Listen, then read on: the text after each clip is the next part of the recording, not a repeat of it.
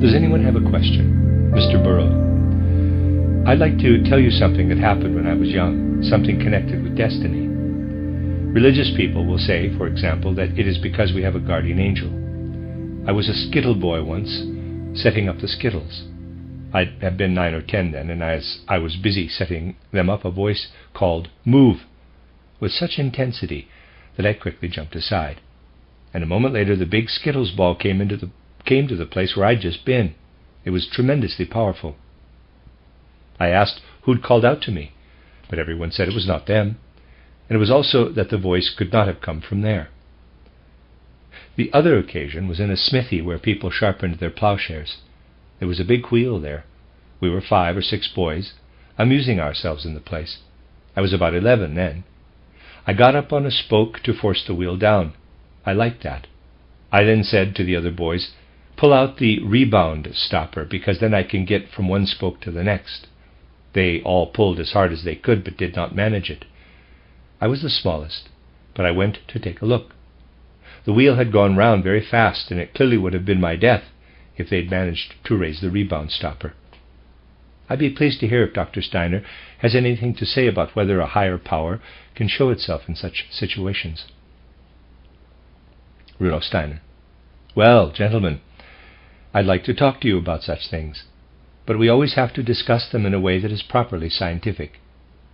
Things like this are not simply accepted in the anthroposophical science of the spirit, the way people often do accept them, but they must of course be considered scientifically, for they are much more important in life than people think. I'll start by telling you one thing, as a kind of preparation. You see, people really only give thought to a very small part of life. There's a great deal they do not consider, and because they do not consider it, they also think it does not exist. Let us assume, for example, someone walks past a house somewhere, and at that moment a tile drops down from the roof and kills him. This will get a lot of attention, and a lot will be made of it, of course, among the man's friends and acquaintances. People will talk about it. It is something they have observed, and so they'll talk about it. But now assume the following. Someone wants to go out in the morning. At the last minute, just as he is about to leave the house, he realizes he has forgotten to do something that absolutely has to be done. He is therefore 5 minutes late. He now leaves the house. The tile fell off the roof 5 minutes before he went past, and therefore did him no harm.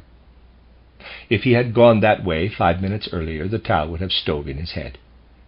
Nobody can possibly know about it.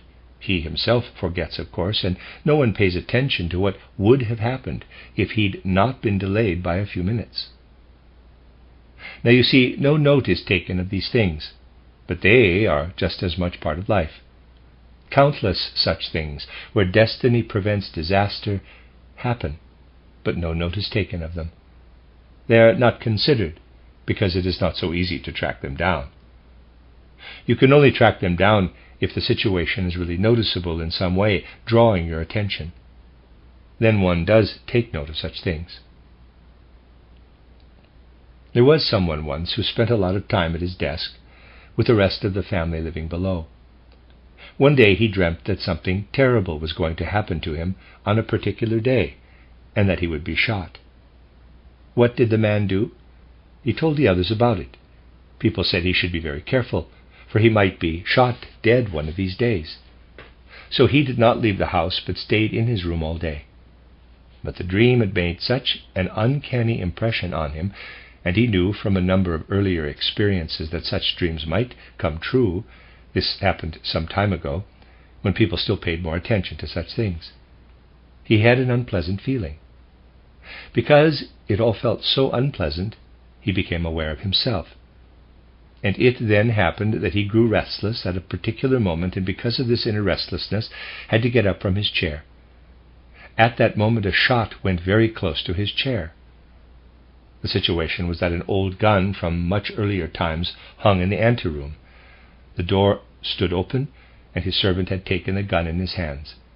He did not think it was loaded, and rather carelessly held the gun in such a way that it went off, and the bullet went just where the man had been sitting. So you see a double destiny link here. first a banal dream. On the other hand, because his destiny was not yet fulfilled, and he was meant to live on, he was driven away by an inner urge at just the right moment. But now there is also something else to be considered. You see, he might just as well have heard the word move at that moment as you did, turning to Mr. Burla. He might equally well have heard that. How would that have come about? You see, when we speak of a world of the spirit, we must clearly understand that one must not talk about it in a stupid way. But we would always be talking about it in a stupid way if we were to believe, and many people do believe it, at least those who are spiritualists, that there are Germans and French people and English people and Spaniards and Chinese people in the world of the spirit. They would have to be there, of course, if one were to hear the word move from the world of the spirit. For in that case, some spirit or other would have to be speaking German. It would speak in French to a French person.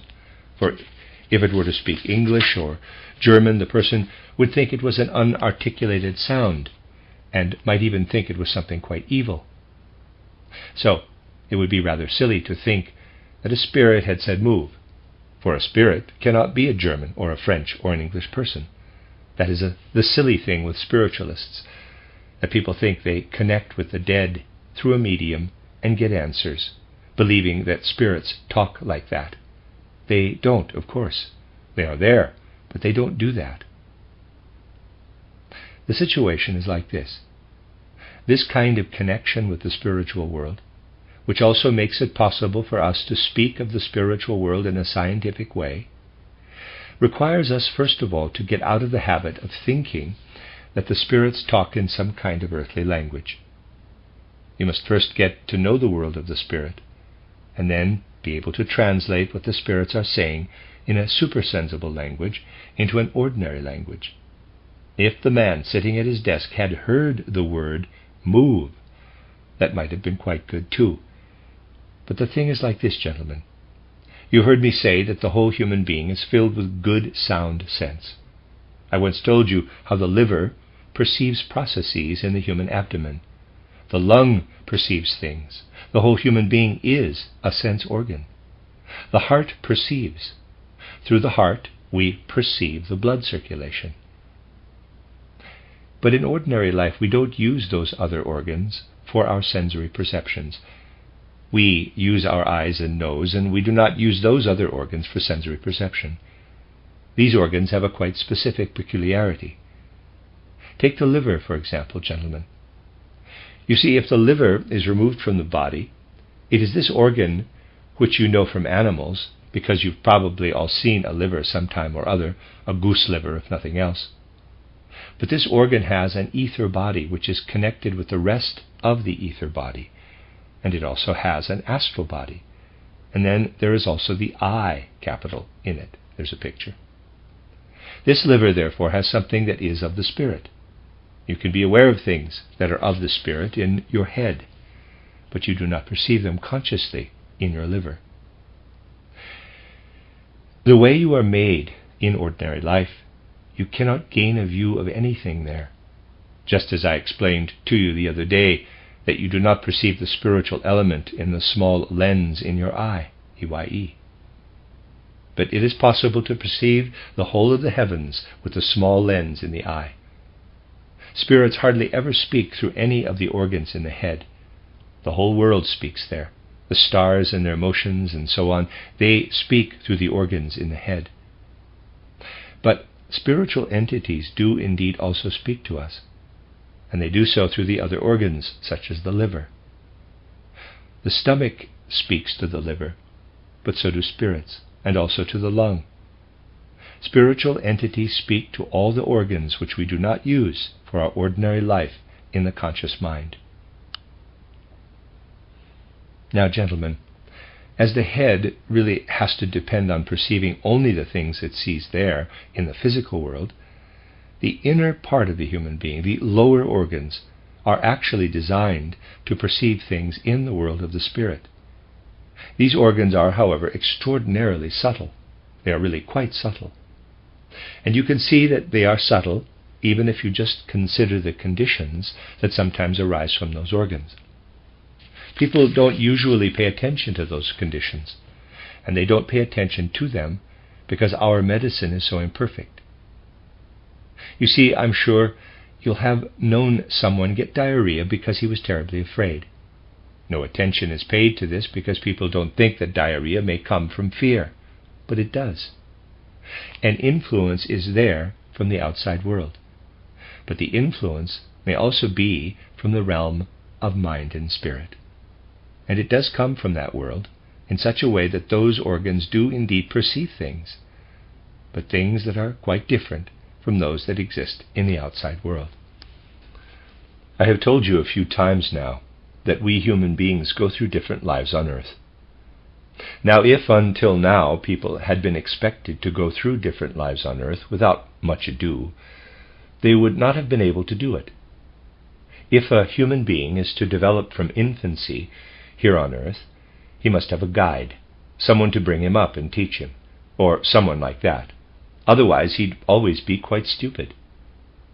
And the human being actually has such a guide in the world of the spirit, who guides him from earth life to earth life, and really looks out in the individual life on earth not for things where we are acting freely, things we can think about sensibly ourselves, but for things we cannot think about, though our human organization depends on them. And so it happens that if someone is sitting there and feels a certain anxiety, he grows particularly sensitive to something that lies ahead. This sensitivity must be considered in the right way. We have to distinguish quite clearly, does the sensitivity relate to the spiritual side, or is it, after all, something for which a physical examination can be found? It is impossible to talk about these things properly unless one takes a critical view. Let me give you another example. A sick woman lived on the 4th floor of a house, and the doctor had to come and see her daily, even when she was getting better, for it was a fairly dangerous condition.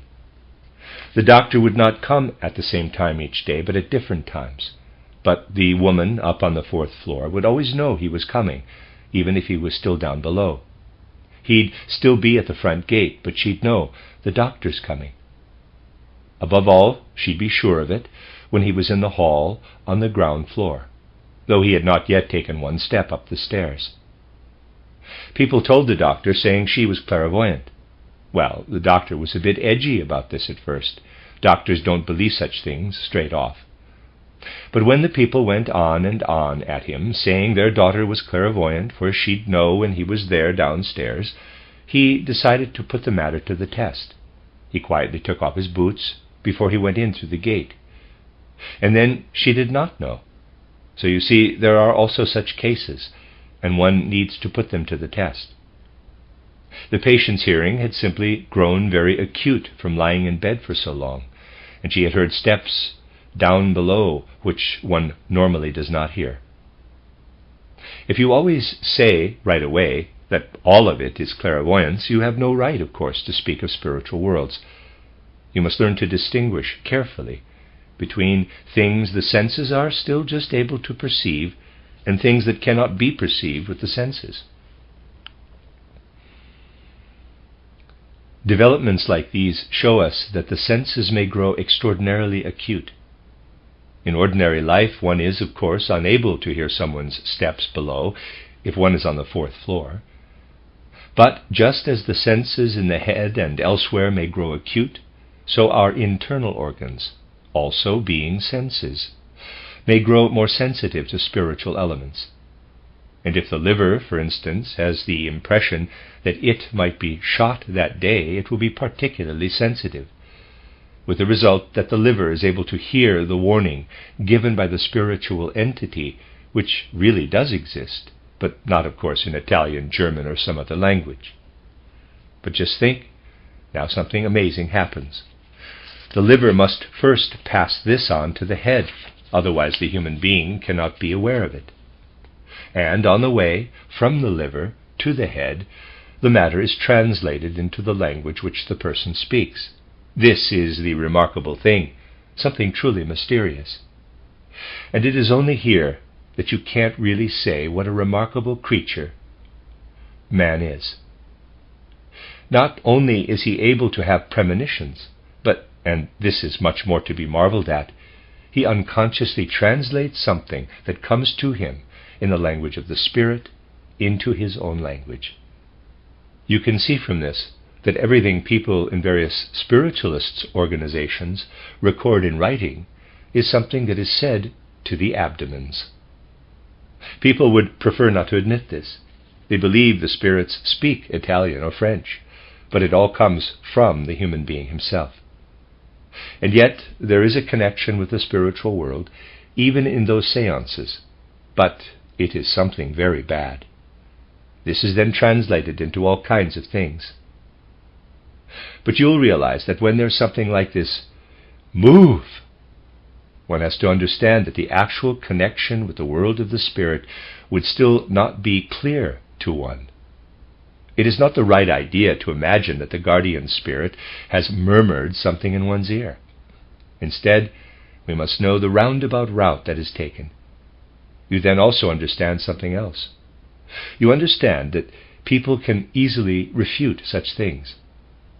For an ordinary person, the business of the man who took off his shoes is equal to a refutation.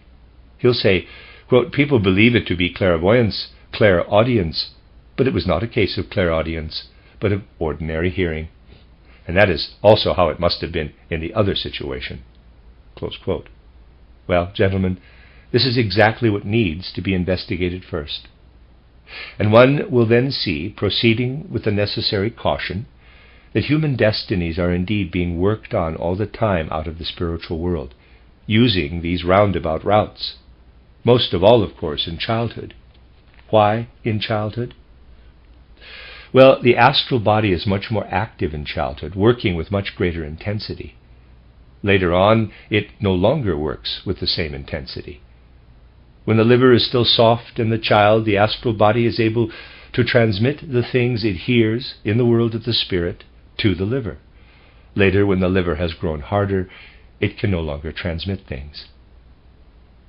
Now, you have to consider the significance of an event like the one Mr. Burrell has known, when death is really about to come, and then the event, perfectly well arranged for, in terms of the outer nature of things, does not happen.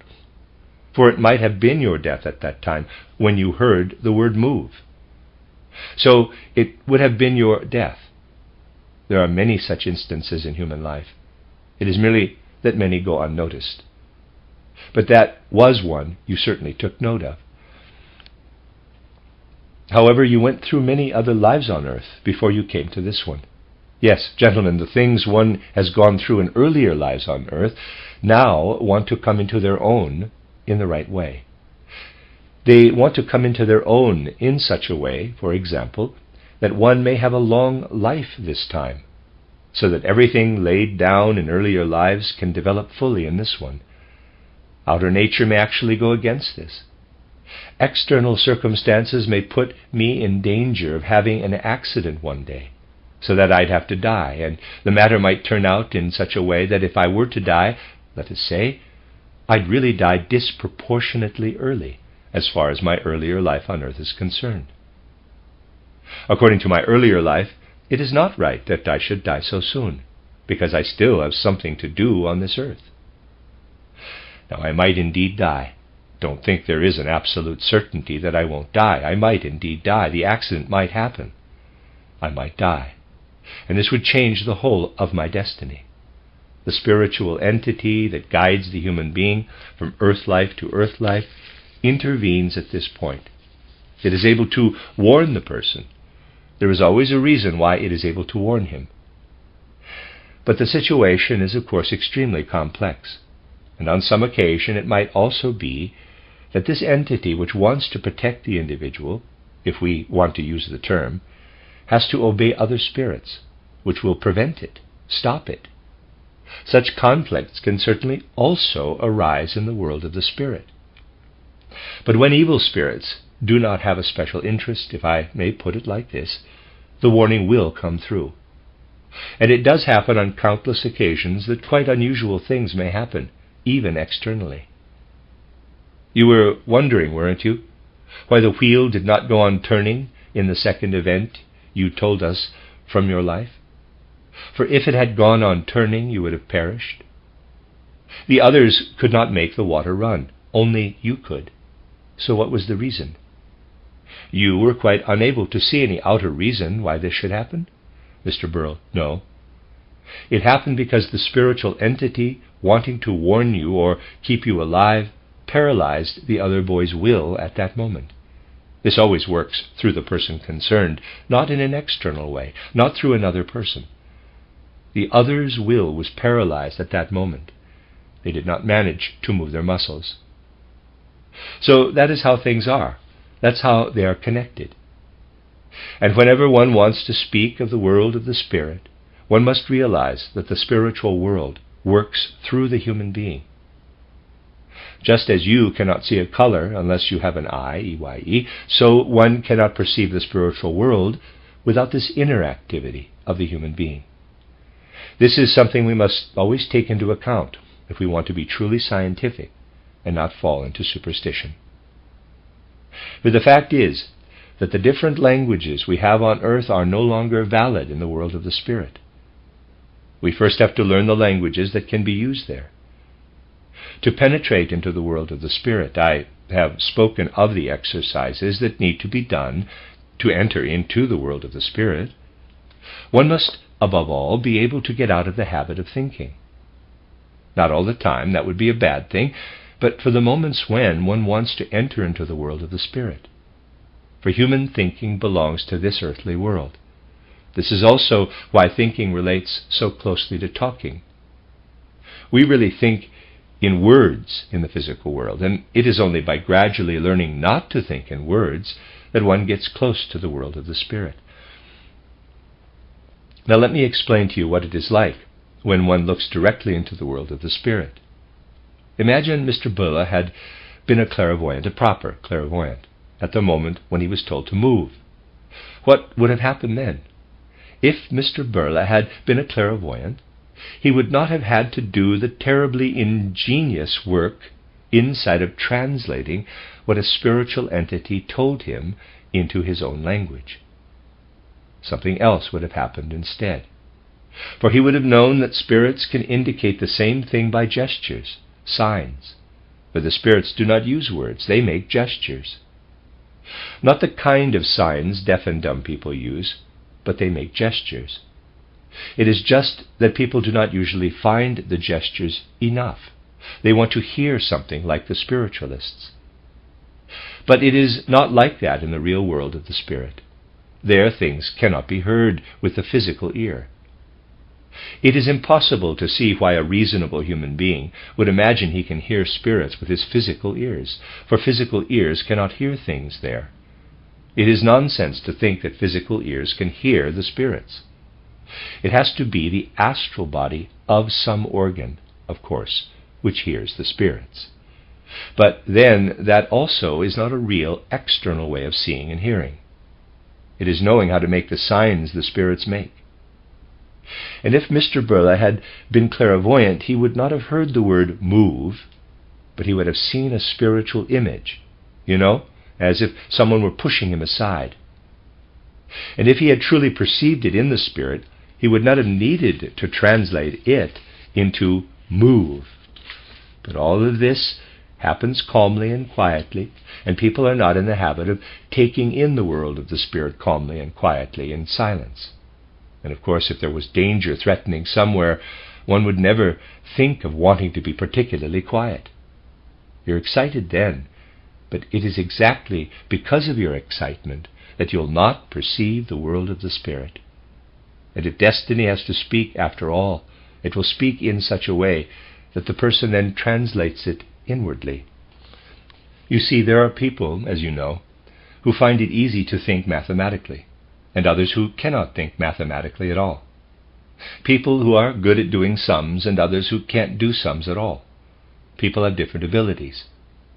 But it is easier to get into real clairvoyance if one makes a real effort to think mathematically than if one has no idea at all of mathematical thinking. And there we already have the reason why people find it so hard today to gain insight into the world of the spirit. For those who seek to develop inwardly are, after all, mostly people who have gone through Greek and Latin and all kinds of things, everything that makes for sloppy thinking.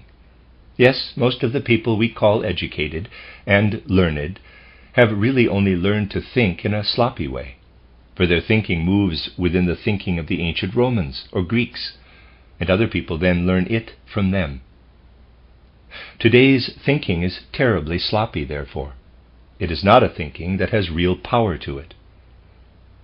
Because of this, people are not at all able to have a proper understanding of things brought to them from the world of the spirit.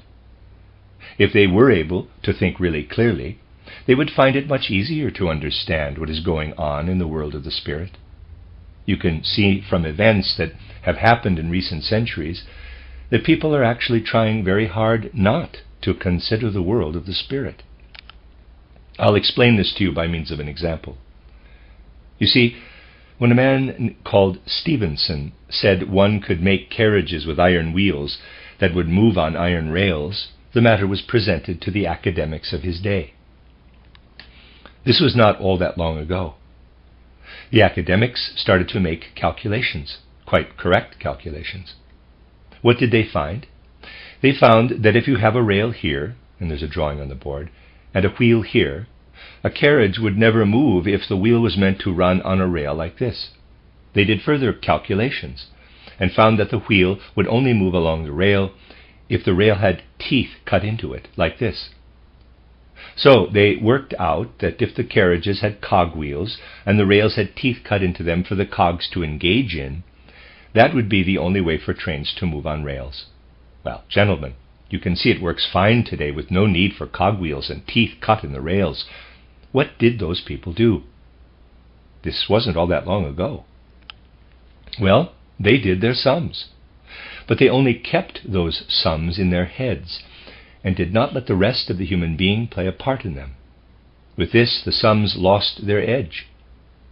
Doing sums is actually something that can make you bright, but in the last century, people actually went against doing sums.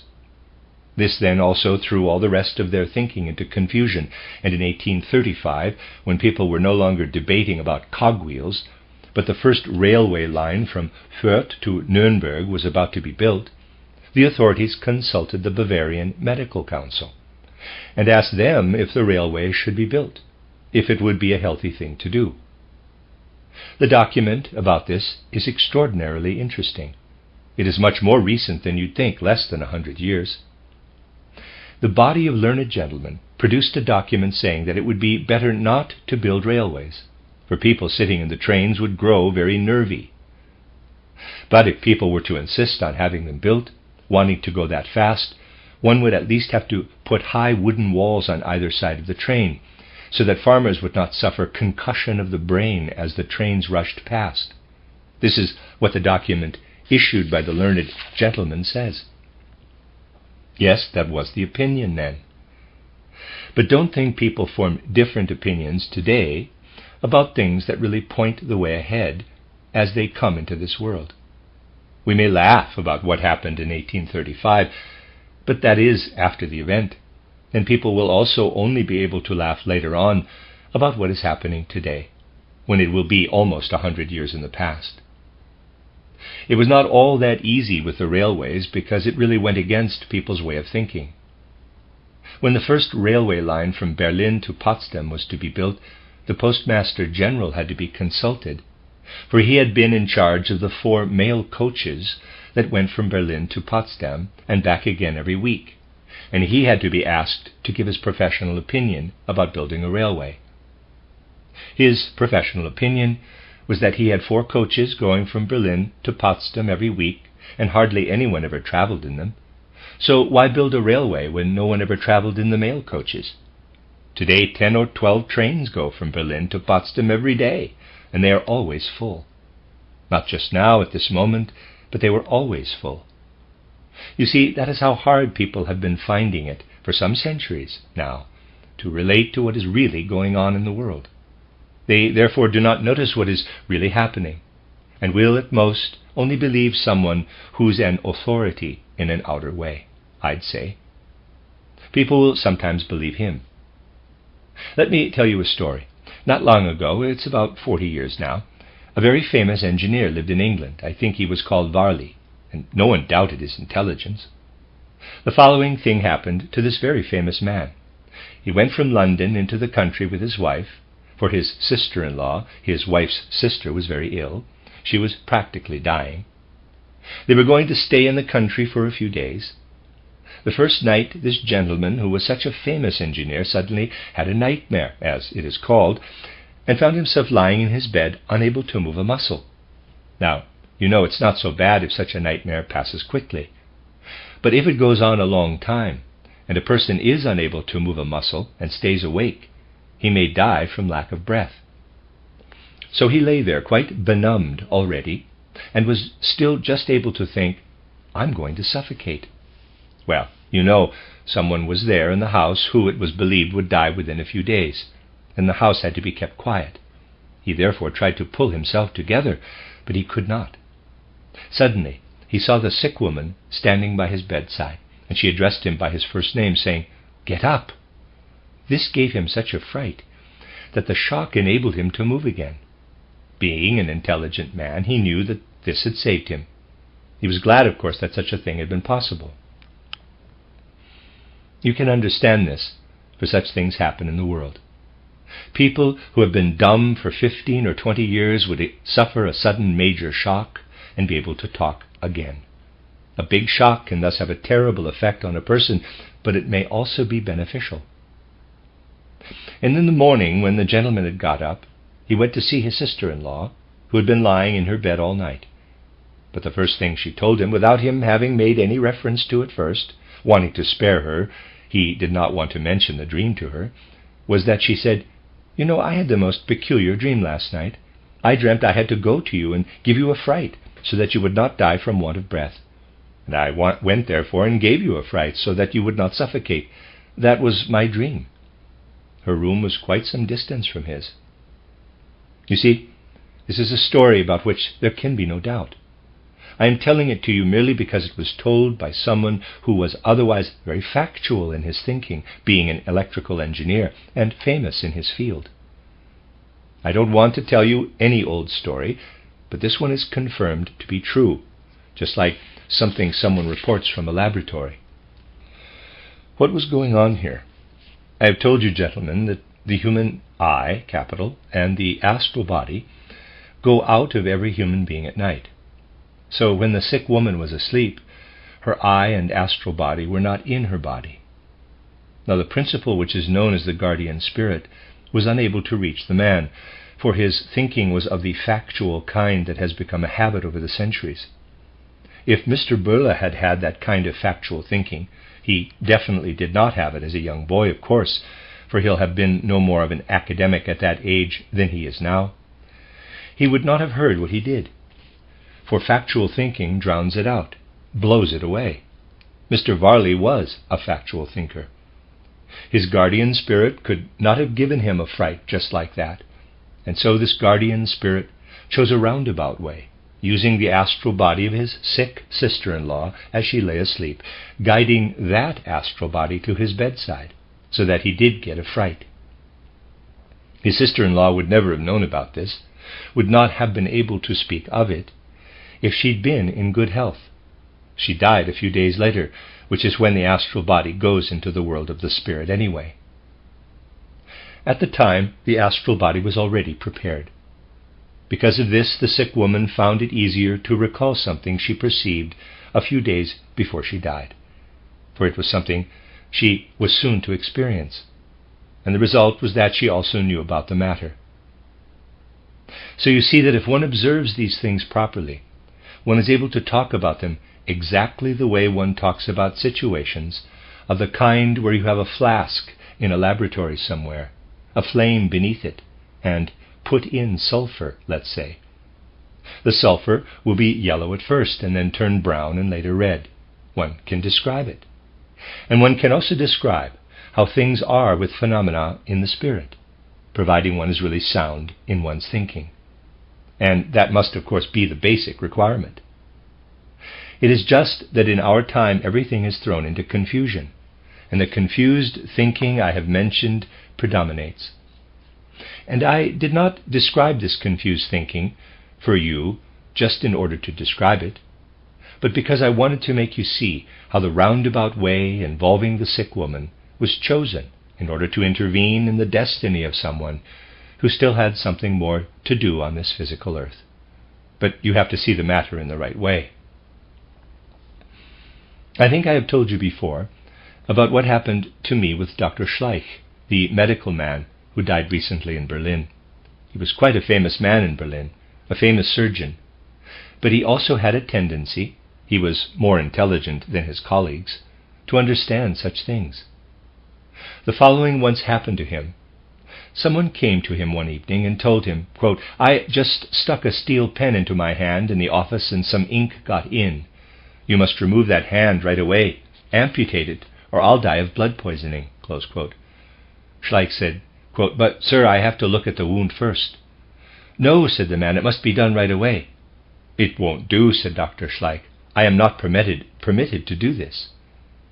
He then looked at the wound and said, "It will be quite easy to remove the stuff from the wound by suction," and he did so. The patient insisted on having his hand removed. "I can't amputate your hand," the surgeon said. And the man replied, "In that case, I must die." He did not believe that the wound was harmless and said he must die. Dr. Schleich had an uneasy feeling. Later on, another medical man telephoned to say that the patient had told him he'd seen Dr. Schleich, who'd refused to amputate his hand, and that the man was now with him. But he too would not amputate the hand because of a small puncture wound. Dr. Schleich could not sleep all that night, for the whole thing seemed most uncanny to him. The next day he went to the house where the man lived. He'd died in the night. A post-mortem examination showed no signs of blood poisoning, but the man had to die. Well, Schleich simply said to himself that his death had been due to suggestion. It is known nowadays, of course, that such a thing as suggestion exists. All kinds of things are done under suggestion. One can make all kinds of things happen due to suggestion. To give you an idea of what can be done by means of suggestion, let me tell you the following.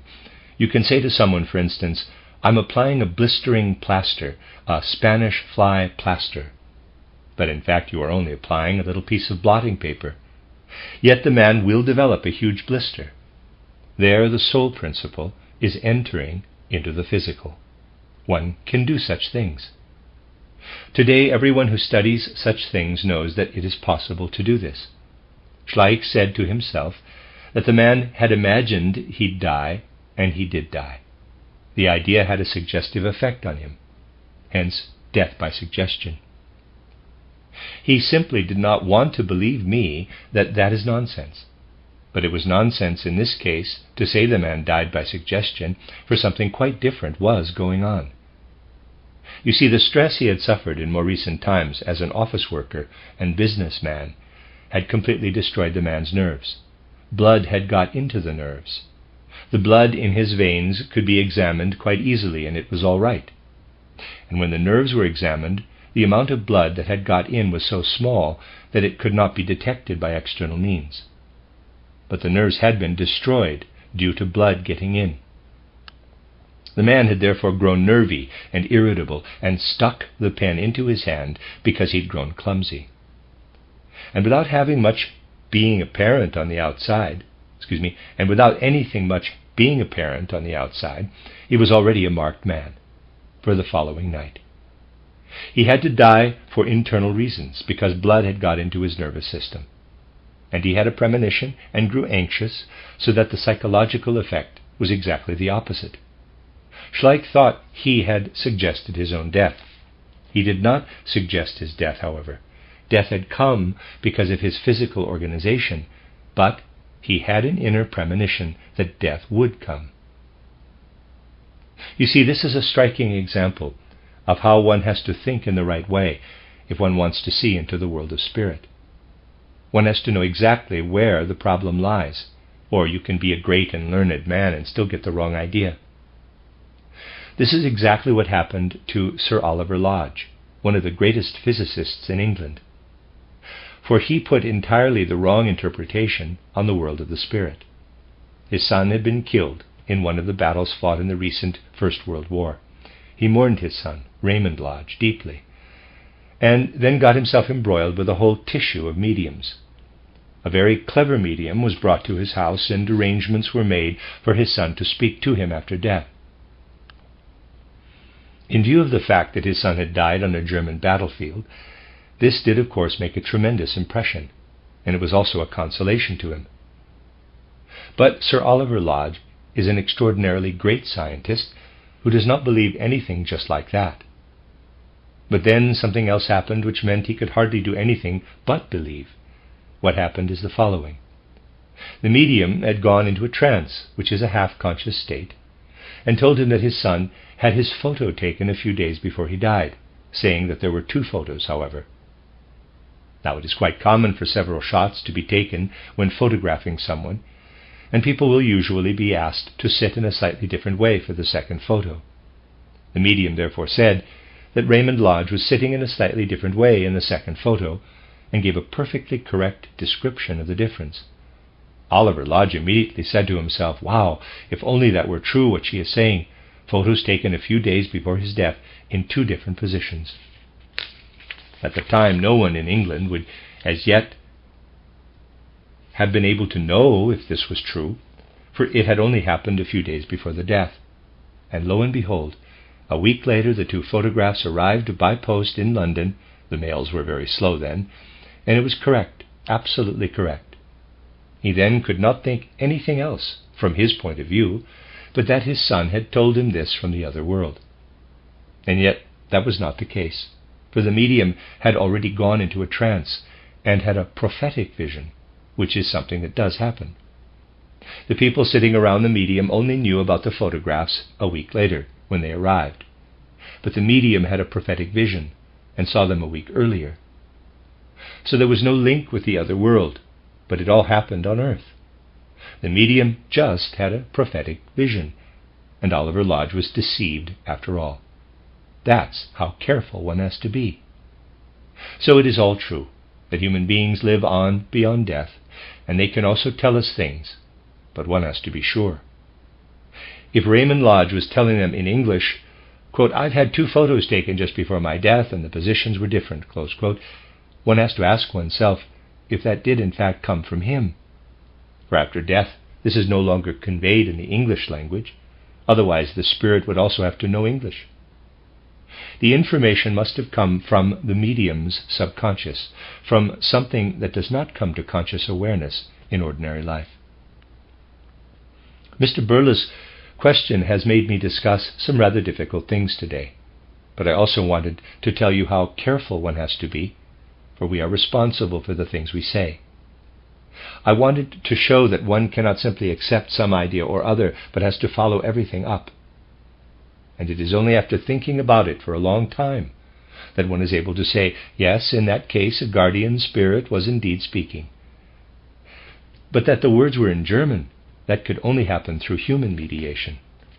And when people are not able to do something somewhere, sometime, their muscles have to be paralyzed first out of the world of the spirit. Everything has to come through the human being. Having gained some basic insights, one is then able to go further. We'll talk more about this next Saturday.